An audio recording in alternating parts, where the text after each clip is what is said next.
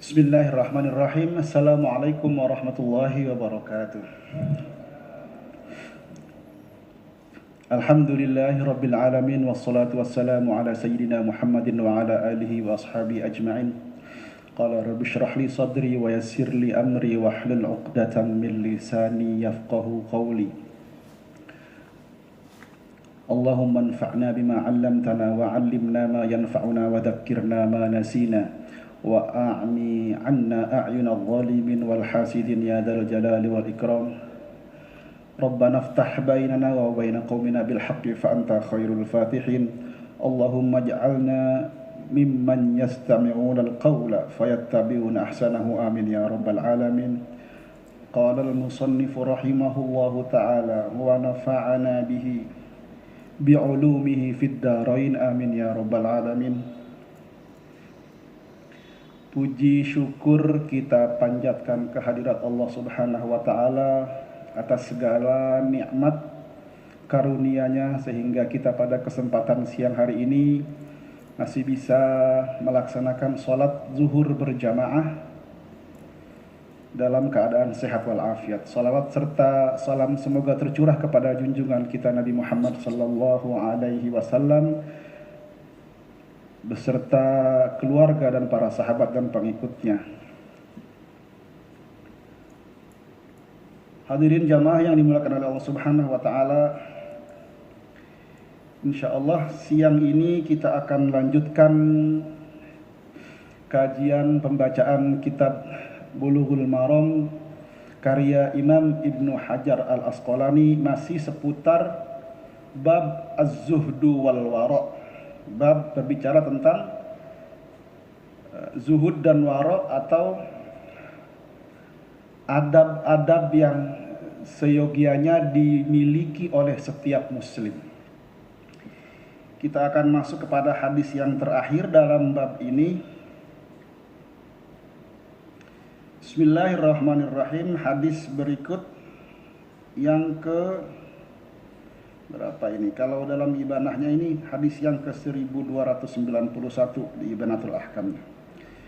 Wa an Anas radhiyallahu anhu qala Rasulullah sallallahu alaihi wasallam as-samtu hikmatun wa qalilun fa'iluhu. Akhrajahu al-Baihaqi fi Syu'bin bi sanadin dha'ifin. Wa sahhaha annahu mauqufun min qawli Luqman al-Hakim. Dari Anas radhiyallahu anhu berkata, qala Rasulullah sallallahu alaihi wasallam, bersabda Rasulullah sallallahu alaihi wasallam, as-samtu hikmatun wa qalilun fa'iluhu. Bunyi matanya sederhana, singkat. As-samtu hikmatun. Diam itu bagian daripada hikmah. Wa qalilun fa'iluhu, dan sedikit dari mereka, sedikit dari manusia yang bisa mempraktikkan diam tersebut. Ya. Dikeluarkan oleh Imam Baihaqi. Hadis ini oleh sebagian muhaddis dinilai dhaif. Bahkan ada yang mengatakan bahwa ini adalah bukan hadis tetapi ucapan, ungkapan Luqmanul Hakim. Siapa itu Luqmanul Hakim?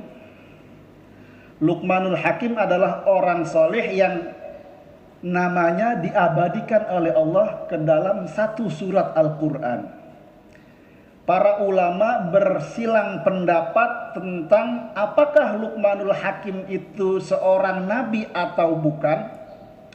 Imam Ibnu Katsir, Imam Mujahid dengan Imam Qatadah menyebutkan kebanyakan ulama mengatakan Luqmanul Hakim adalah bukan seorang nabi. Tetapi ada pendapat lain yang dianggap lemah mengatakan bahwa Luqmanul Hakim itu adalah seorang nabi. Kenapa demikian? Karena tidak mungkin orang yang tidak punya apa-apa, tidak punya keistimewaan sampai diabadikan namanya ke dalam salah satu nama surat dalam Al-Quran, yaitu surat Luqman. Tetapi jumhur mengatakan Luqmanul Hakim ini adalah hanya orang biasa, hanya orang soleh. Dari beberapa riwayat disebutkan Luqmanul Hakim ini hidup semasa sezaman dengan Nabi Daud, kurang lebih 1040 tahun sebelum Masehi. Terlepas dari itu, hadis ini berbicara tentang adab seorang muslim yang dalam hadis ini pun jika dikatakan ini adalah kalimatut thayyibah atau nasihat yang penuh dengan kebaikan dari seorang yang solih Luqmanul Hakim tadi itu, tetapi secara materi, secara substansi, secara muatan, hadis ini dikuatkan oleh hadis-hadis lain. Misalnya hadis sahih Bukhari Muslim yang menyebutkan man amana billahi wal yaumil akhir falyakul khairan au liyasmut. Barang siapa yang beriman kepada Allah dan hari akhir, maka hendaklah dia berkata-kata cukup dengan perkataan yang baik, au liyasmut, atau kalau dia tidak bisa berkata dengan kata-kata yang baik, maka hendaklah dia cukup berdiam diri saja. Hadis ini punya dua makna. Pertama, dari perspektif subjek.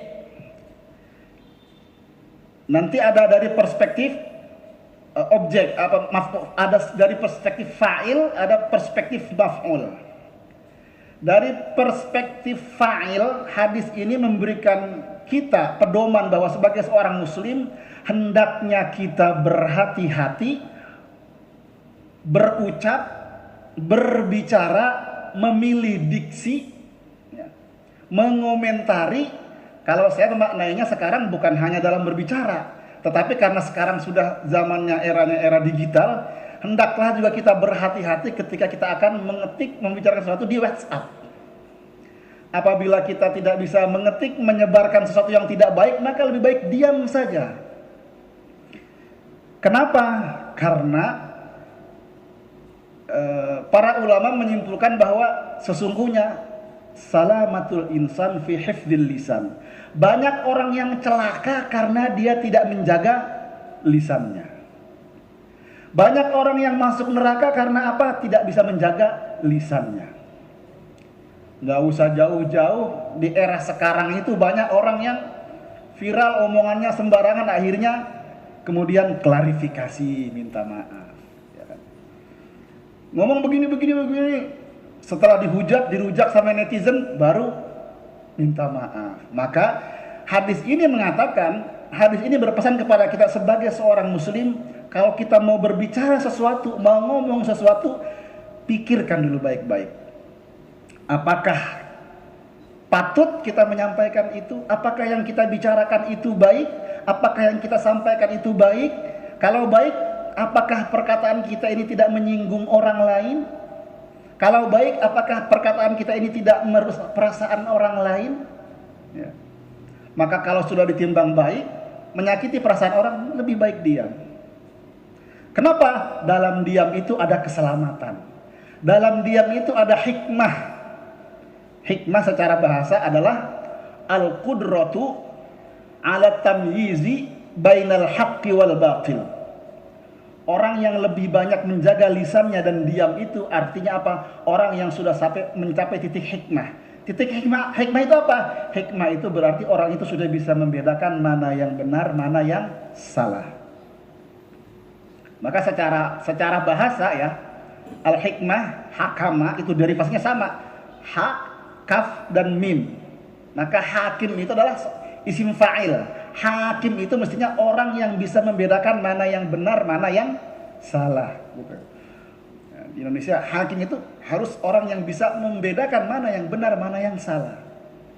Walaupun dalam istilah bahasa Arab biasanya hakim itu al-qadhi ya, orang yang memutus. Tapi di Indonesia disebut hakim. Maka seorang yang hikmah itu, orang itu harus bisa membedakan mana yang benar, mana yang salah.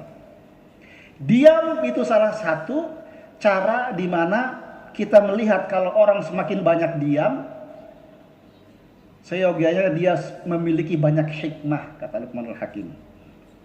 Ya. Itu dari perspektif subjek ya, dari perspektif pelaku. Maka kalau kita ngomong, pikirkan dari perspektif objek, kata Luqmanul Hakim, kita sebagai manusia itu boleh mendengarkan orang ngomong apa saja, tapi tidak semua yang orang sampaikan, orang bicarakan tentang kita, tidak semuanya harus kita dengar, tidak semuanya harus kita tangkap, dan tidak semuanya harus kita ikuti. Satu riwayat menyebutkan bahwa Luqmanul Hakim pernah mendidik anaknya untuk membuktikan kalau manusia itu nggak akan ada habisnya mengomentari kita. Jadi Luqman mengajak anaknya itu keluar ke pasar dengan membawa keledai. Pertama, keledainya itu diperintahkan, kata Luqman, kamu naik keledai itu nak, biar ayah yang menuntun keledai itu. Dituntun keledainya, baru lewat beberapa meter ada orang yang komentar. Itu lihat Luqmanul Hakim coba, nggak bisa dididik anak. Masa anaknya dididik nggak beradab begitu? Anaknya naik keledai, bapaknya jalan kaki. Kan itu nggak mengajarkan adab kepada anaknya, katanya. Ada orang komentar gitu. Terus Luqman benar berhenti. Gimana nak? Satu komentar dari orang. Sekarang kita ganti. Kamu turun, ayah yang naik. Naik Luqmanul Hakim ke keledai, anaknya turun, jalan.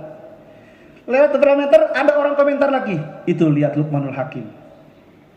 Seorang ayah, orang tua yang tidak bisa mengasihi anaknya.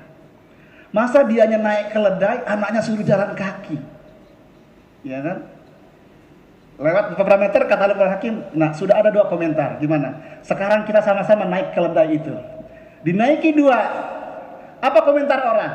Lihat Luqmanul Hakim. Katanya orang soleh tapi tidak berperi kehewanan. Masa keledai kecil gitu dinaikin dua orang? Nggak punya perasaan itu Luqman itu, gitu kan? Setelah komentar ketiga, gimana nak? Kita turun sama-sama. Turun sama-sama berdua, tidak dinaiki keledainya. Apa komentar orang? Lihat Luqmanul Hakim, betapa bodohnya. Ada keledai dituntun, dua-duanya nggak naik. Pada akhir cerita hikmah itu apa kata Luqman? Itulah manusia. Selalu ada yang diucapkan meski ucapannya itu tidak benar, meski ucapannya itu kadang-kadang nggak ada manfaatnya. Maka kata Luqmanul Hakim, apa katanya? Ridon nasi la yudrok, waridollahi la tutrok. Fatruk ma la yudrok, li'adli ma la tutrok. Agak susah kalimatnya ya. Ridon nasi la yudrok.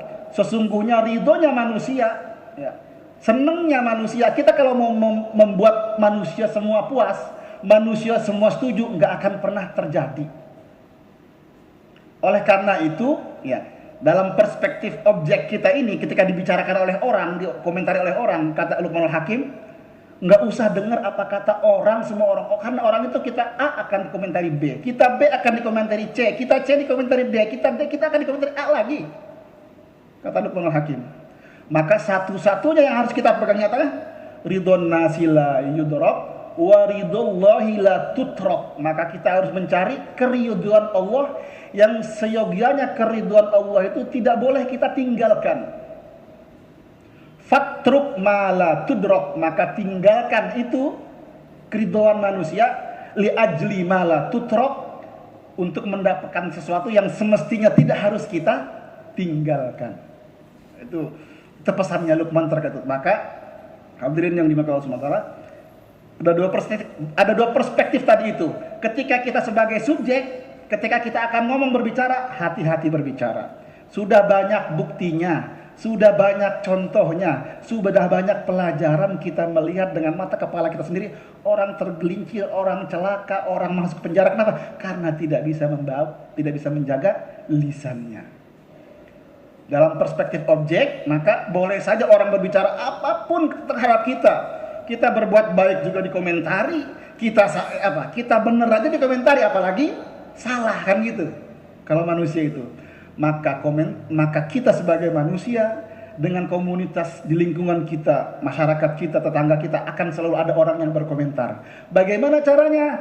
Maka carilah ridho Allah. Kalau kita dikomentari sama orang, ya dengarkan.